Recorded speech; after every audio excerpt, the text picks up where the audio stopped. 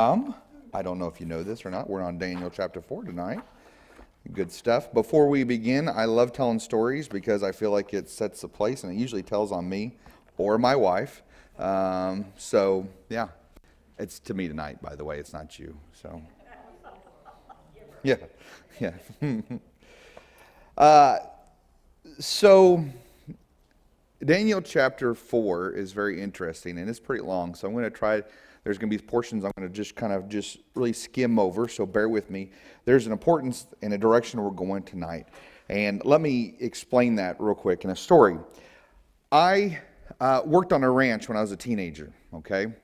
And I don't know if you have ever been a teenager before, but if you have been a teenager before, you realize that there is nothing you already don't know. Right? You know everything when you were a teenager, okay? That was the same way with me. Even though I'm kind of being a little humble, I was very knowledgeable teenager, and I wasn't, by the way. And I worked on this ranch, and I learned a lot of great values and ways of life. I learned one thing is there's many ways of doing something, but they're all going to have a cost to it. Meaning is if you really shorten something, you're going to have something later on is going to be affected. So you either do it the right way or you do it the wrong way 50 times. That's one of the things I learned. Well, one of the other things I learned is I actually built what they call a lean-to. And if you don't know what it is, a lean-to is like a barn that's open, in essence, on one side, and usually horses, and then we had horses. The horses would go in there, and they would sleep at night and find shelter. And a lot of these lean-tos were being built because we were having baby horses. We were having little babies. So I was tasked to build a lean-to. Now, by the way, I've never built a lean-to. One. Two, I had no clue how to build a lean-to, but I was given instructions on a napkin. Like, oh, here you go, by a local farmer right next to us. He's like, look, let me tell you. And he draws out a lean-to on a napkin and gives me some dimensions and goes, that's all you got to do. And I looked at it and I'm like, cool, I got it. And so all the lumber, all the stuff comes there. And I called my best friend, Chris Harrington. And I actually was talking to him tonight. Funny thing is, he called and I was telling him I was going to tell this story. And I called my best friend Chris. Now, Chris knows absolutely nothing about farming, knows nothing about ranching, knows nothing about nothing in this. And he came out with his Adidas shoes on, okay, out to a ranch. That's how much he knows, okay? He was a soccer player. Never grabbed up a hammer in his life, but today he was going to be a rancher. So this is what we did. We get out there and we start building this thing. And we are told multiple times we're building it wrong, and we had to take something off and put something up. And I was going off of the little napkin full of dimensions, right? So I was doing everything perfect. After this was all said and done, we looked at this lean-to, both me and Chris, and we're like, yeah, we did that. We did that, yeah. It brought a new meaning to lean-to. But we looked at it and we're like, yeah, we did that. And then years later, I'm telling the story to my children, like, you know what, we built this thing and it still exists today.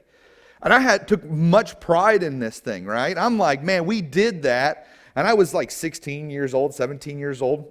And I'm like, man, this is awesome. It still exists today. And as I'm telling my kids this full story about how blood, sweat, and tears, and we erected this structure, and we were gods among men because we were able to build something with our bare hands. And as I'm telling this heroic story and how I survived this summer of built, my stepmother goes, you mean that lean-to you guys built? I was like, yeah, absolutely. She goes, you know I had to like tear that back apart and then rebuild it back together again, right? And I told her, I said, you lie. You did not do that. And she goes, no, we had to. Yeah, it was all messed up. The dimensions were wrong. We had panels flipping up. And I'm like, what? Are you sure? Are you sure it wasn't the other ones that everybody else built? And then they're like, no, it was yours. The one that you took like 3 weeks to build? Well, you don't have to give a time frame. Now, I mean, just completely crushed me, right?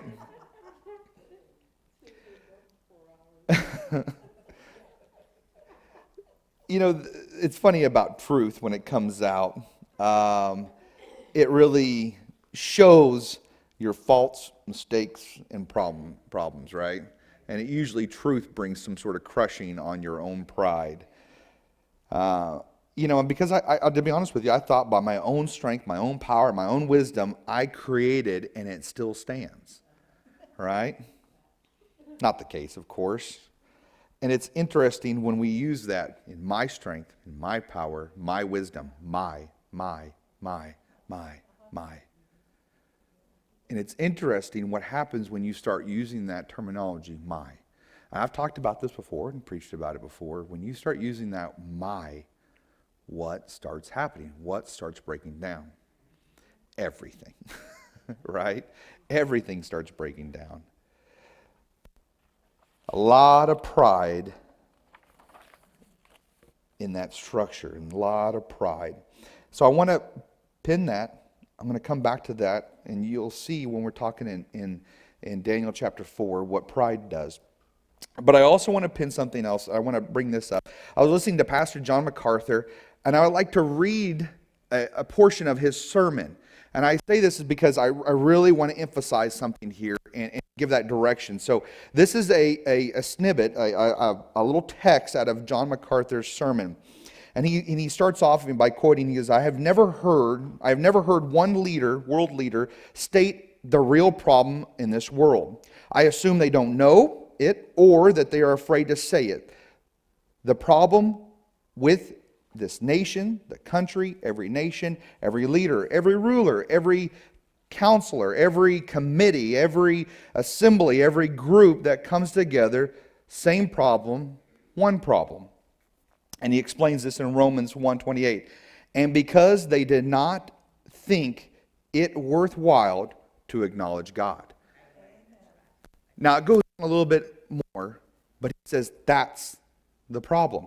And because they did not think it worthwhile to acknowledge God. It further goes on into Romans 1:21. It says, For though they knew God, they did not glorify God or show gratitude. Instead, their thinking became worthless, and their senseless hearts were darkened. Claiming to be wise, they became fools, and exchanged the glory of the immortal God for images resembling mortal man, birds, four-toed animals, and reptiles. Four-footed animals. The leaders of the world are essentially arrogant fools who have no hope of changing anything because they don't understand the problem. Problems of this world are not economical, financial, social, military, no problems with foreign policy, government policy, capitalism, free market, socialism. That is not the problem. The problem is not Iran, North Korea. The problem is not Muslim terrorists. The problem is not abortion, homosexuality, or sexual liberation. Those are all symptoms of the problem. The problem is that they did not see fit to acknowledge God any longer. We look at Romans chapter 1. Therefore God delivered them over to their desires of their hearts to sexual impurity.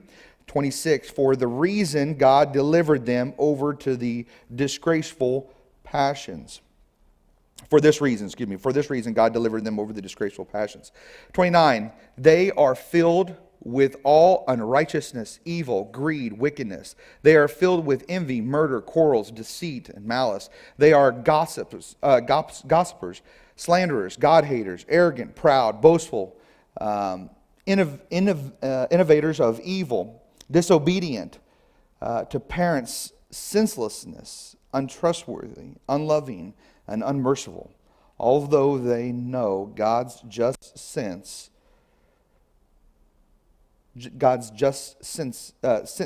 those who practice such things, deserve to die. They not only do them, but even applaud others who practice them. Enough talking about the Democratic Party. Let's talk about the message. No, I'm just kidding. That was just a joke. If you're a Democrat, bless your heart. No big deal. No, guys, we're talking about a group of people, not a political party, none of those things. We're just talking about what mankind has become. And if you notice, things of this world are speeding up, as we've talked about before. But not only that, but the things that we go, man, this doesn't feel right, this doesn't look right, are now being applauded over and over again. And it's interesting, this is not something that has not happened before. We look at Habakkuk chapter 1, verses 2, starting there. How long, Lord, must I call for help, and you do not listen, or cry out to you about violence, and you do not save? Why do you force me to look at injustice? Why do you tolerate wrongdoing? Oppression and violence are right in front of me. Strife is ongoing, and conflict escalates. This is why the law is ineffective and justice never emerges. For the wicked restrict the righteous, therefore justice comes out perverted.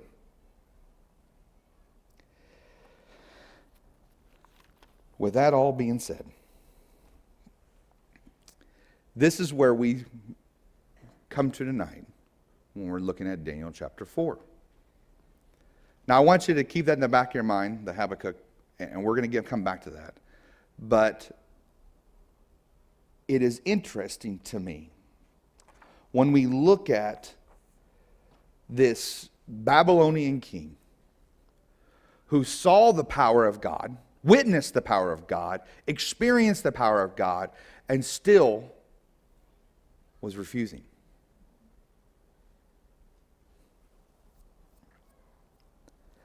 So let's turn to Daniel chapter 4 tonight. And once more, I'm going to say this as a reminder again and again every time I'm up here. I wanted to remind us where we're at in Daniel. Daniel chapter 2 through 7. And this is so important, guys. I just keep reiterating this over and over again. God reveals, Daniel 2. God rescues, Daniel 3. God reigns, Daniel 4. God reigns, Daniel 5. God rescues, Daniel 6. God reveals, Daniel 7. The kind of this over message of the message itself, that's what we're seeing, this God reigns. So, we are in Daniel chapter 4. And we notice that in this chapter, it's unique compared to all the other ones.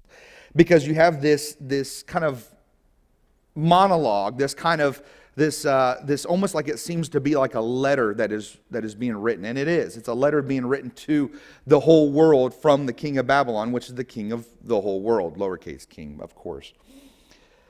So we see this, and I'm going to read this. King Nebuchadnezzar, to those of every people, nation, and language who live on the whole earth, may your prosperity increase. I am pleased to tell you about the miracles and wonders the Most High God has done for me.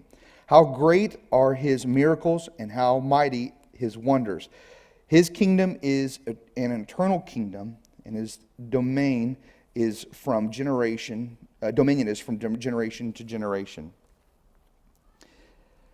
And we see this letter that he or this story, this letter that he presents to the people. And you could tell that it's kind of talking in a already happened, reflecting on this to the people. Because we know that, because he's able, if he was writing it at that moment, when his mind goes, he wouldn't be able to do any of these things. So we know that it's a recap of what happened. And so Nebuchadnezzar is talking and telling us, this is what happened. I want you to hear from my own words, this is what's going on. And so we see from the story, this is from verses 4 through 36, we see that this is the full story of what's going on. Now, there's some things I'm going to stop here, but I want to point out something out of John 14:29. It says, I have told you now before it happens, so that when it does happen, you may believe. And this is a common theme, I think, also through the book of Daniel, is Daniel's expressing what is to come. And he's saying, hey, look, and I'm using Jesus' words here to express this. Look, I'm telling you what it is before it happens, so when it does happen, and you do finally see, you will believe. Have you ever experienced something like that before? I have. I've experienced something like that before, where I have just completely, like, I've been told we're going to do something, and I don't know if it's actually going to fulfill. And as we keep moving forward, all of a sudden, it's fulfillment. And guess what happens when you walk in that faith, and you finally something is revealed and fulfilled? What happens? Your faith just explodes, right? You just start praising God, right? You start recognizing that He is completely in control, and that's where we're seeing this. This is where Nebuchadnezzar is speaking from at this point, where he realizes that there is a God, and that this God is ultimately powerful overall, right? So let's go to Daniel chapter 4, verses 10 through 17. In this vision of my mind, I was laying in bed, and I saw there was a tree in the middle of the earth, and it was very tall. The tree grew large and strong. Its top reached the sky, and it was visible to the ends of the earth.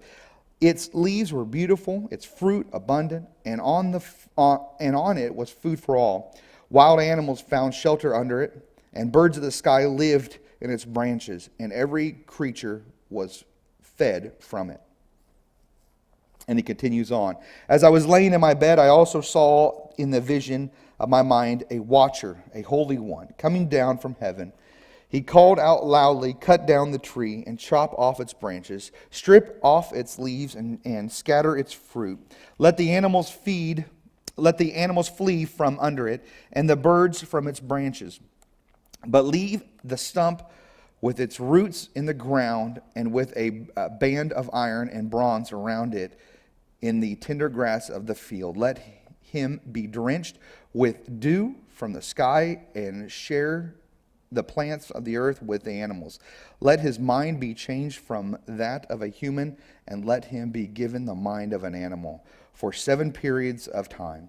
This word is by decree of the watchers, and the decision is by the command from the holy ones. This is so that the living will know that the Most High is ruler over human kingdoms. He gives it to everyone he wants, and sets the lowest of people over it."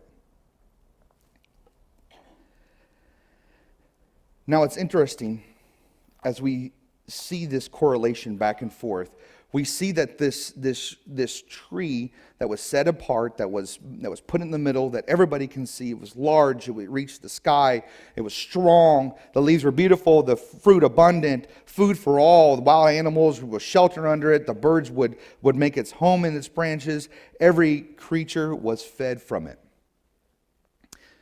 And we know this to be the kingdom of Nebuchadnezzar. Now, here's also a kind of awesome part about this.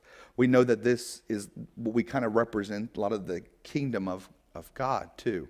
Now, with that being said, the kingdom of God did not fall. Of course, that's what it's talking about next.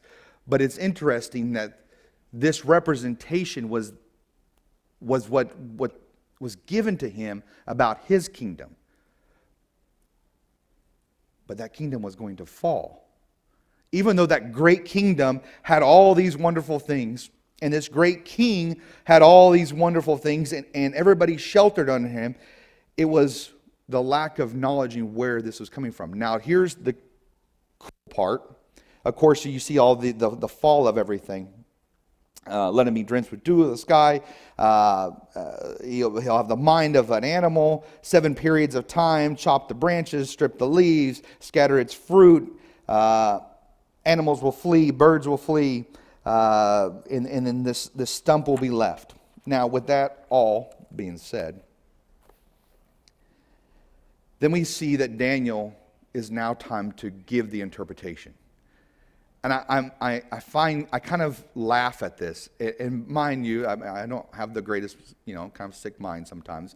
But I look at this and I see Daniel's reaction to this. And I think about this. So let me tell you, Daniel's reaction was stunned for a moment, and his thoughts alarmed him. Now, why is that? Say it again. Yeah. I mean, let's be honest. I mean, Nebuchadnezzar wasn't known as the kindest man. And if we just go back, not only all the other stuff that we have no clue about, not only was he a warlord that destroyed nations upon nations, right? We know that, and we'll read that in Habakkuk in a second. We're express what he was. But then not only that, but we'll just go off of what we know from Daniel. For one, because of his first dream, he was about ready just to kill everybody off of a dream. Okay, off of a dream. Can you imagine if I had a dream and I'm like, come on guys, tell me what it is? Nope, all right, you're all dying. I mean, would you be willing to tell me about my newest dream and the interpretation? You're like, you tell them. Right? But not only that, but then we see that, Daniel's sitting there and he hears this dream. He knows it, obviously. The Lord has given him the vision to see what this dream is. But then not only that, you just tried to kill my friends. I don't want to give that to you, right? I don't want to give this over to you. Have you ever been in that situation? Have you ever had a boss or even a tyrant boss? A tyrannical boss? I actually use that word, tyrannical boss. And you had to give him bad news?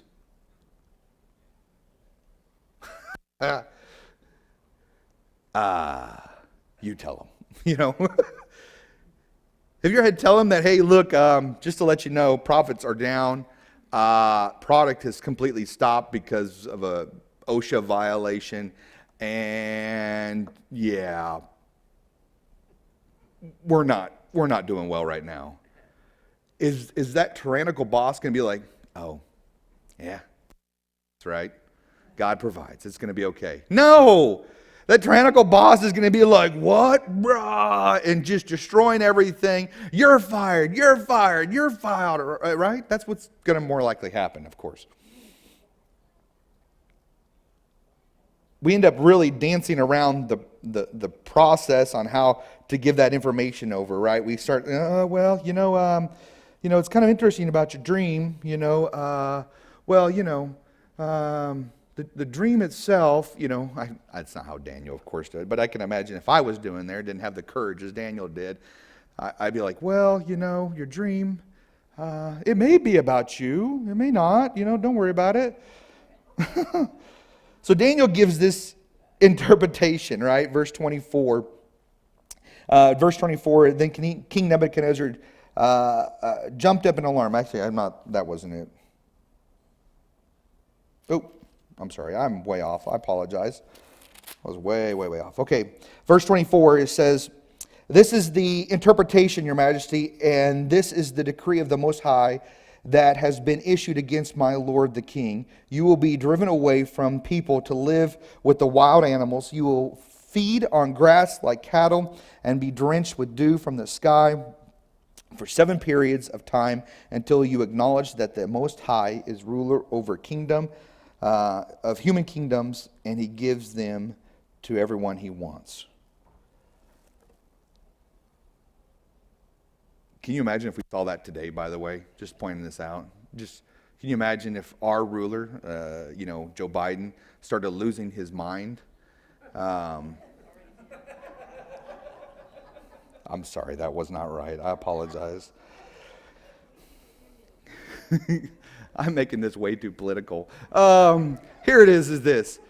Can you imagine living in a kingdom and all of a sudden your ruler, your king, was going to be living like this? And we see what happens in verse 27. It condemns, therefore, may, with this advice, with anything that comes with bad advice, with bad direction, bad what's going to happen. Hey, look, this is bad. You might want to do something. So this is the advice that Daniel goes, therefore, may my advice seem good to you, my king. Separate yourself from your sins by doing what is right and from your injustice by showing mercy to the needy. Perhaps there will be an extension of your prosperity. It's interesting to me when you look at this, even in the kingdom of America,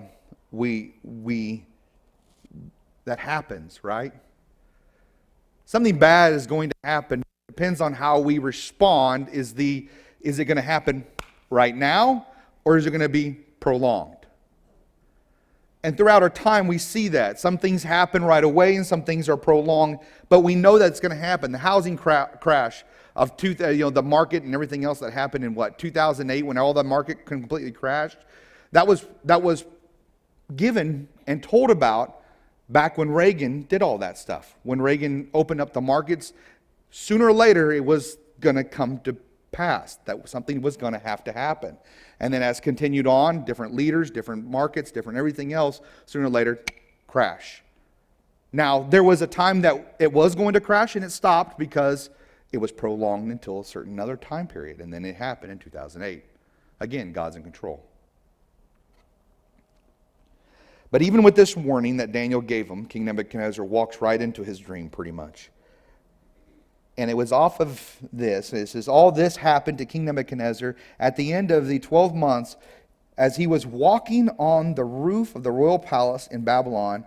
The king exclaimed, is this not Babylon the Great that I have built to be a royal residence by my vast power and for my majestic glory?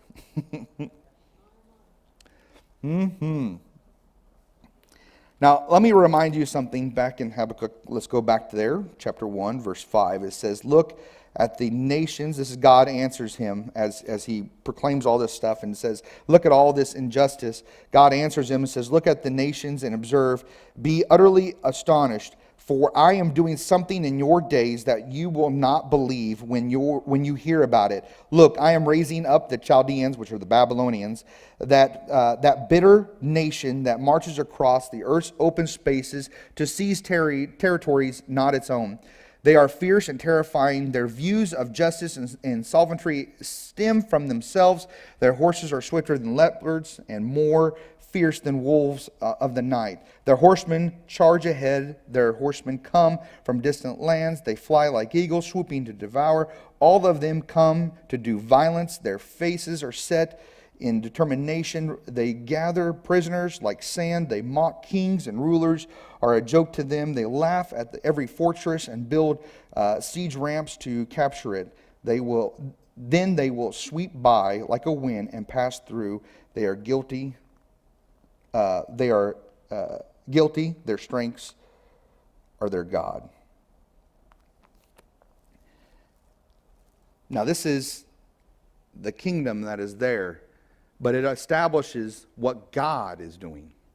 See, here it is if that injustice, if all that stuff that Habakkuk was actually stating didn't happen, if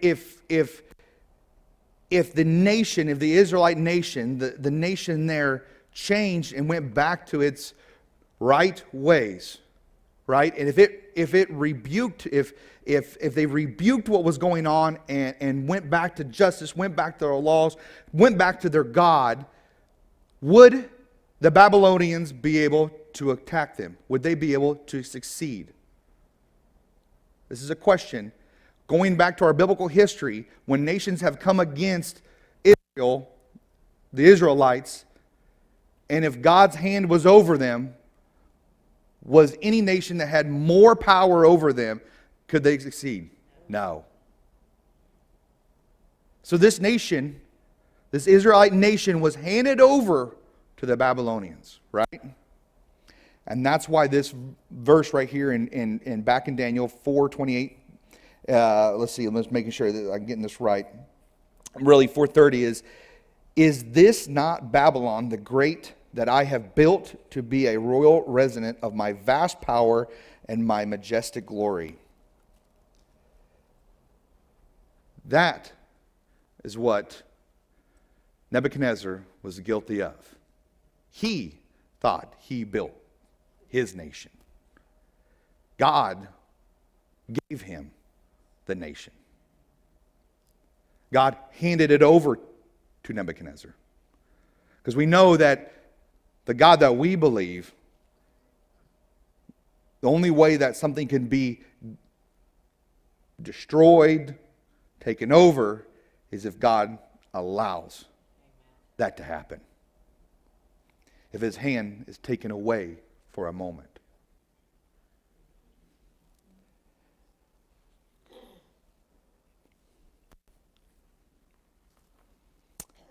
I think you guys are just as much as I am right now. It's resonating with us is as we look at our own nation. Is God's hand over it? Or is it being taken away from it?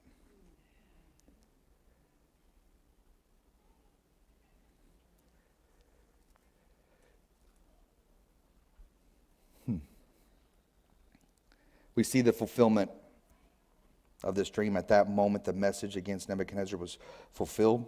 He was driven away from the people. He ate grass like cattle, and his body was drenched with dew from the sky until his hair grew like eagle's feathers and his nails like bird's claws.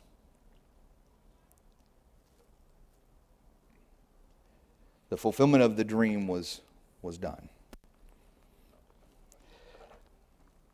But the story doesn't end there. And this is why this story is so awesome. Is because the story doesn't end there. It doesn't end with Nebuchadnezzar and his complete demise. It doesn't end with there on this. It doesn't end there. And this is what's awesome is after that time period that was given.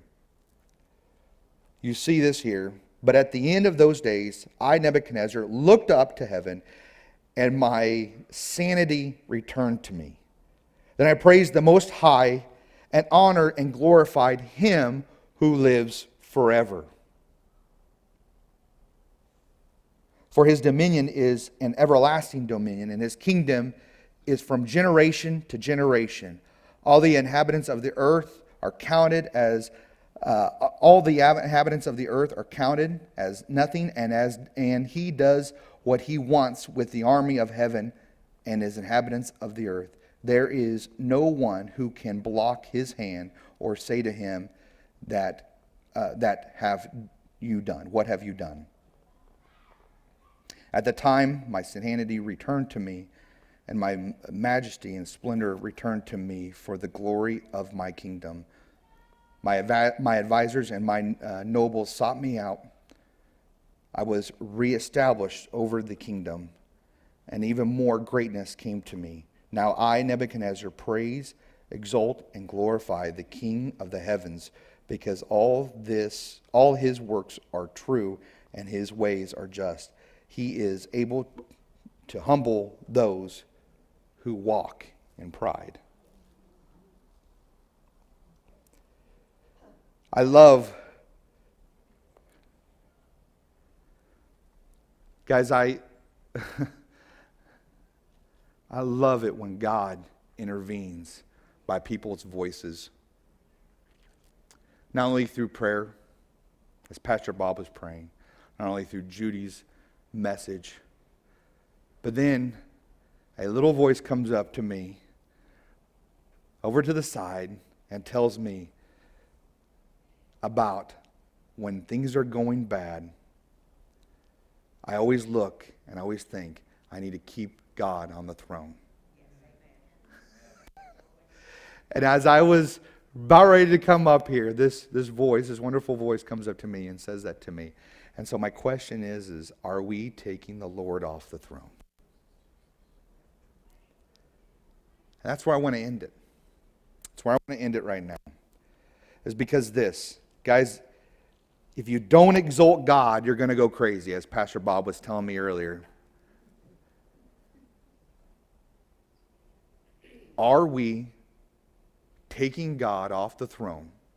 Are we taking His royal Son off the throne? And are we putting ourselves there? And I think that has to be asked every morning we wake up. Can you imagine what this world would look like?